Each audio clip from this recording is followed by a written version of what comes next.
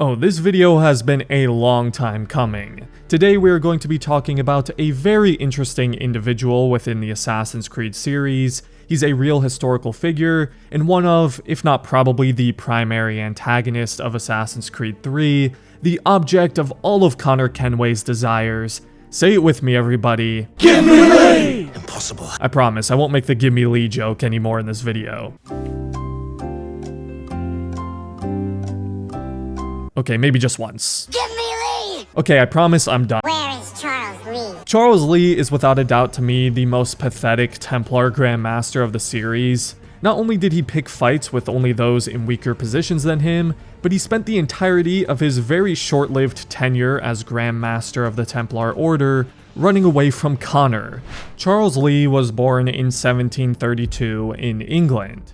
His entire family had a military background. His father was Major General John Lee and mother Isabella Bunbury, the daughter of a British politician. Lee's family was one of high national standing and well known. Hatham even knows who his parents are at the start of AC3. Are you by any chance John and Isabella's son? One and the same. Charles Lee joined his father's regiment in the military at only 14 years old and became a lieutenant once his father passed in 1751. 3 years later, in 1754, he was sent to the colonies to fight under General Edward Braddock in the 7 Years' War. The same year, Hatham arrived in the colonies to establish the Templar Colonial Reich, which means Charles Lee was only 22 years old when we first met him in Assassin's Creed 3. He looks way older than that to me. Maybe it's the mustache that makes him look older, but that would certainly go to explain why he's so eager to be a Templar and prove himself to Hatham. We don't see how exactly Charles learns of the Templars' existence, but it's pretty safe to assume he discovered them through Edward Braddock, who was also a Templar in the AC lore. Once Charles discovered the Templars, he was eager to become a real member, and he was to prove himself when he received orders from Reginald Birch to guide Hatham in his time in the colonies and help him find the Grand Temple. Why Birch would trust such an important task with someone who's not even a full-fledged member yet, I don't really know. When we first meet Charles in AC3, he seems like a nice, loyal, if not a bit eager, little sidekick for Hatham. He goes out of his way to help him, he blindly follows his orders, not even knowing what the Templars' real goal was, and he wouldn't let anyone disrespect his lord and savior in any way. He seems like a real stand-up guy. After almost a year of service to Hatham, he's officially inducted into the order, and the next time we see him, 5 years later, he is completely different.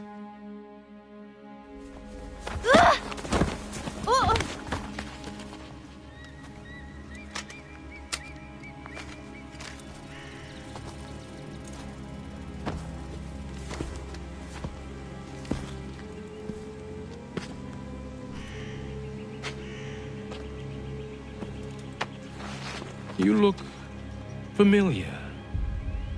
Where have I seen you before? Him and the other Templars are at Connor's village looking for any clues as to the Grand Temple's whereabouts, when he finds a young 4-year-old Connor Kenway.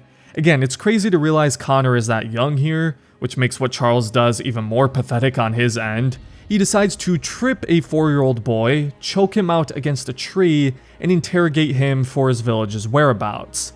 A complete contrast to the Charles Lee we saw during the prologue, which tells you immediately the kind of person he actually is.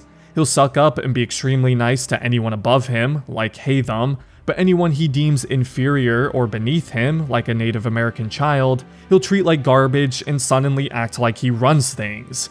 You damn well know he would not be acting like this if his father Hatham was here. Like, wow Charles, you're looking real tough, man. You and all your Templar buddies beating up on a 4-year-old kid. It doesn't get more cowardly than that. And I love how he has to deliver a monologue about how inferior Connor is to him. It just screams insecurity. Like, he's 4 years old, man. What are you doing? He's like a classic bully that has to put others down to feel better about himself. There are definitely people like Charles Lee in real life who will kiss the asses of their superiors and then treat anyone they deem in their own minds beneath them terribly. And obviously Charles would come to regret this many years later, but not because he changes as a person and acknowledges he did something horrible, but because that little boy would remember his face for 22 years and burn everything he ever cared about and valued to the ground. his father, his order which he devoted his life to, and of course, even his own life. Let that be a lesson to not bully 4-year-old kids or they'll come back 2 decades later and take everything from you. Charles Lee's cowardice shines through on multiple other occasions in AC3. For example, he once again only confronts Connor directly when Connor is a prisoner and unarmed. Charles literally hid from Connor in Fort George until Hatham came and sent him away. At Hatham's funeral, Connor just straight up walks in, and Charles once again starts monologuing about how he's going to destroy everything Connor cares about, which I guarantee he would not be doing if he didn't have an entire army of mercenaries protecting him here. He makes a bunch of empty threats, and rather than doing the smart thing and killing Connor right then and there, he decides he wants to make it a personal mission to first destroy the homestead and kill all of Connor's people. Now, normally if someone says something like that to you, you'd be scared, right? But even Connor knows how empty these threats are and how pathetic Charles is. He even cracks a slight smirk when he hears this. The human refuse that lives on your land, your village and its people, all of it, gone. You can try, Charles.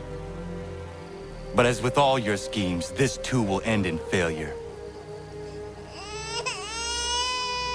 Charles probably thinks he's looking very scary and intimidating here, but he really comes off more like an angry child. And with Hatham and all the other important Templars being dead, the only person in line for the promotion to Grand Master is Charles.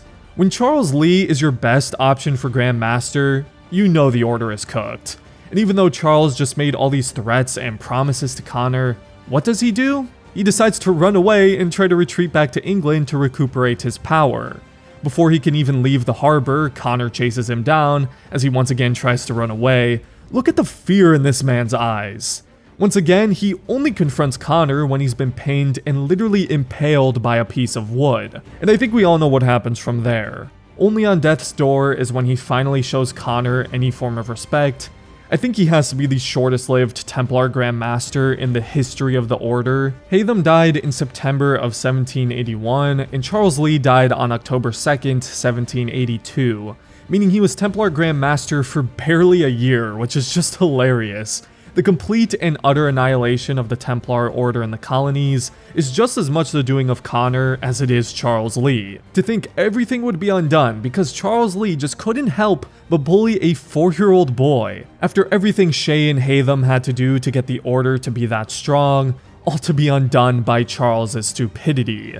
Like, there have been some bad Templars in this series, but there are very few that were as cowardly and pathetic as Charles Lee. A Grand Master, no less. Jacques de Molay must have been turning in his grave seeing this man heading up his order. All that said though, I do think he's a good character. There are definitely people in the real world who act like him and have that kind of mindset. I think the performance by Neil Napier was really good as well. He did a great job of showing the two different sides to Charles.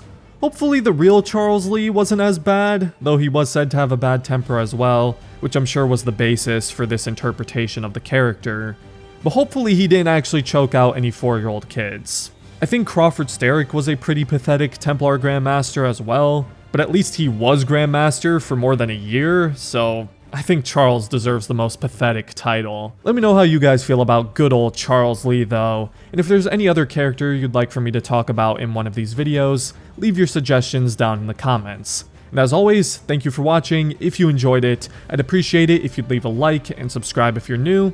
And have a great day, Assassins.